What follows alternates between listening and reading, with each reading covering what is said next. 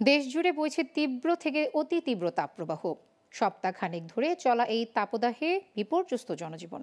একটু প্রশান্তির আশায় গাছের ছায়া বা শীতল কোনো স্থানে ছুটছে শ্রমজীবী মানুষ। তবে সবচেয়ে বেশি বেহাল দশা শিশু ও বৃদ্ধদের। প্রচণ্ড গরমে বেড়েছে সর্দি, কাশি, জ্বর, ডায়রিয়া রোগীর সংখ্যা।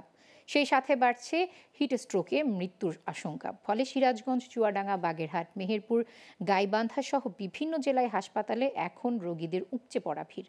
প্রতিনিধিদের পাঠানো তথ্য ও চিত্রে ডেস্ক রিপোর্ট।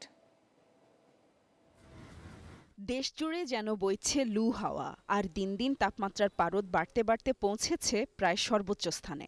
সূর্যের কড়া রোদে যমুনার ওপারের জেলা সিরাজগঞ্জেরও বেহাল দশা। তীব্র গরমে বিপর্যস্ত শ্রমজীবী মানুষ, তাই একটু পরপর বিভিন্ন গাছের ছায়ায় জিরিয়ে নিচ্ছেন অনেকে। চরম গরমে জ্বর, ঠান্ডা, ডায়রিয়া ও শ্বাসকষ্টজনিত রোগে হাসপাতালে বেড়েছে রোগীদের ভিড়। বিশেষ করে বয়স্ক ও শিশুদের সংখ্যা বেশি। 2-3 ধরে অনেক গরম, শরবতের চাহিদা খুবই বেশি। গরমে মানুষ তাপমাত্রা অনেক বেশি, মানুষজন বেরোতে পারতেছে না। বড়রাই এই গরমে টেকা খুব কঠিন, সেখানে তো ছোট বাচ্চারা। আর আমার ছেলে তিন দিন হলো অনেক অসুস্থ হয়ে গেছিল এই গরমে। সবসময় গরম ঘামে আবার গরমের মধ্যে পানি খায়, এই জন্য ঠান্ডা লাগছে। চুয়াডাঙ্গা সদর হাসপাতালের ডায়রিয়া ওয়ার্ডের 2টি কক্ষের সব শয্যাই ভরে গেছে রোগীতে।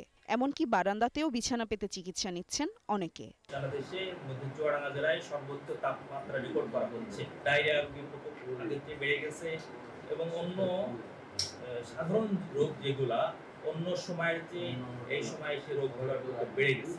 বাগেরহাটের তাপমাত্রা আগের সব রেকর্ড ভেঙেছে। সবশেষ 41.7 ডিগ্রি তাপমাত্রা রেকর্ডের কথা জানিয়েছে স্থানীয় আবহাওয়া অফিস।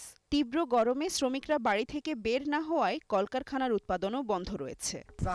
আমাকে বসে রয়েছে গরমের গামানে, মানুষ কাজ বাজ করে খাতি পারতেছে না। বিগত 3-4 দিন ধরে যে প্রচন্ড গরম পড়তেছে, আমাদের এই প্রগতি অর্ডারাইজ মিলে এই অতিরিক্ত গরমের কারণে কোনো শ্রমিক আসতে পারতেছে না। গরমের কারণে লেবার মিস্ত্রি কোনো কাজ কাম নেই। মেহেরপুরে রোদের তাপে শ্রমিক, দিনমজুর, ভ্যান রিক্সা চালকরা কাজ করতে না পেরে অলস সময় পার করছেন। একটু প্রশান্তির খোঁজে গাছের ছায়া ও ঠান্ডা পরিবেশে স্বস্তি খুঁজছেন তারা। রোদ পড়তে, গরম পড়তে, এই জন্য আমরা ভাড়া ভরে মারতে পারছি না। খুব গরম, গরমে নাজেহাল অবস্থা, ব্যবসা বাণিজ্য সবকিছুতে মন্দা। এই গরমে মানুষ আসছে না, মানুষ চড়ছে না। গাইবান্ধায় তাপপ্রবাহ থেকে স্বস্তি পেতে অনেকে গোসল করছেন পুকুর ও নদীতে। আর তাপমাত্রা বাড়ার সাথে বেড়েছে ডায়রিয়ার প্রকোপ। এদিকে তীব্র তাপপ্রবাহ আরও কিছুদিন থাকবে বলে জানিয়েছে আবহাওয়া অধিদপ্তর। Global television, news desk.